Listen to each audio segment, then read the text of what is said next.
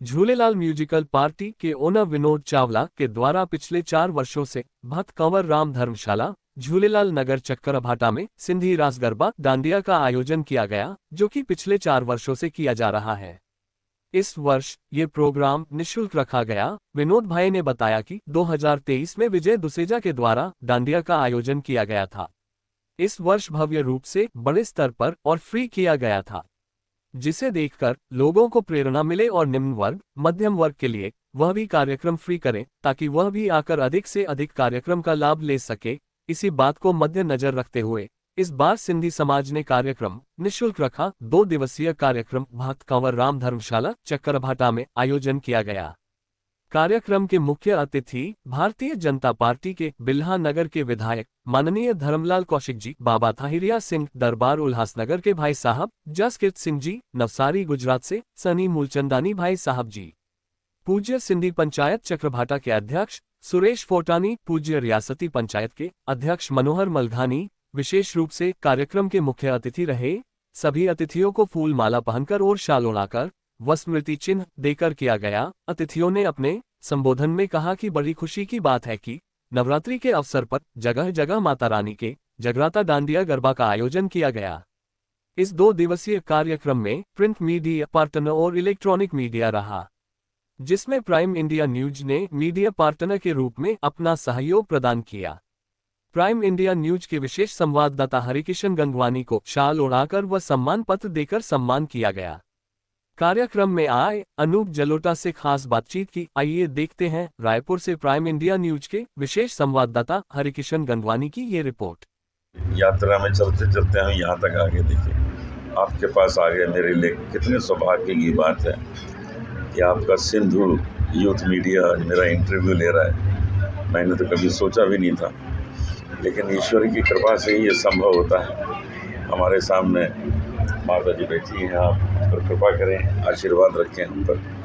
24 वर्षों से यहाँ जगराता हो रहा है, तो कितनी ये जागृत स्थान हो गया होगा, आप समझ सकते हैं। 24 वर्षों से जहाँ गुणगान गाया जाए तो कितना महान स्थान हो जाता है।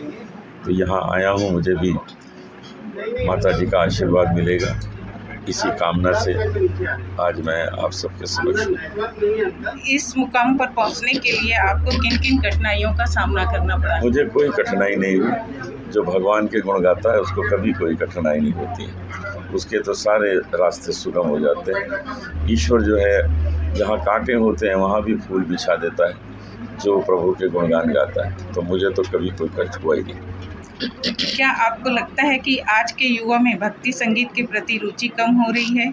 इस बारे में आपका क्या दृष्टिकोण है? बिल्कुल रुचि कम नहीं हो रही। आपने देखा हंगामा आज का, तूफान कैसा मचा हुआ, कितने लोग आए हुए हैं इस सब, और वो भी जो शहर से इतनी दूर है। अगर ये शहर के अंदर होता तो कितने और ज़्यादा भीड़ होती। इसलिए भक्ति संगीत का बहुत बोलबाला है। लोग रोज़ भजन सुनते हैं, रोज़ उठते ही सुबह भजन सुनते हैं।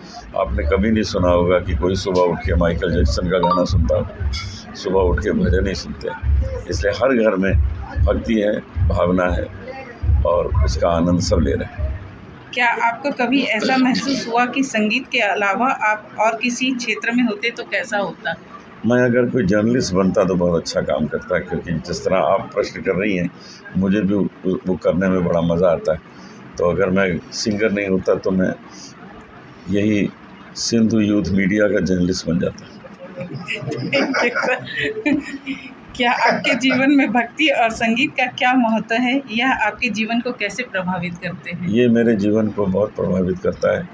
जिस तरह मंदिरों में जाके मुझे अवसर मिलता है दर्शन करने का, सब जगह जाके गाने का अवसर मिलता है, भक्तों से मिलता हूँ, संत महात्माओं से मिलता हूँ, आज माता जी से मिला। तो इस तरह से हमारे जीवन को एक आशीर्वाद मिलता रहता है। मैं समझता हूँ यही ईश्वर की कृपा है।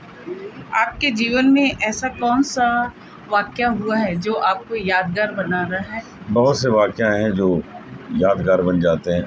जब मैं वैष्णो देवी दर्शन करने गया था तो वहीं सामने बैठकर गुफा के सामने जब मैंने माता की जगराते गाए, उनके भजन गाए, तो मुझे यही लग रहा था कि माता जी सामने बैठी हैं और दर्शन दे रही हैं। इस तरह के तरह तरह के एक्सपीरियंस होते हैं, वो बड़ा आनंद देते हैं।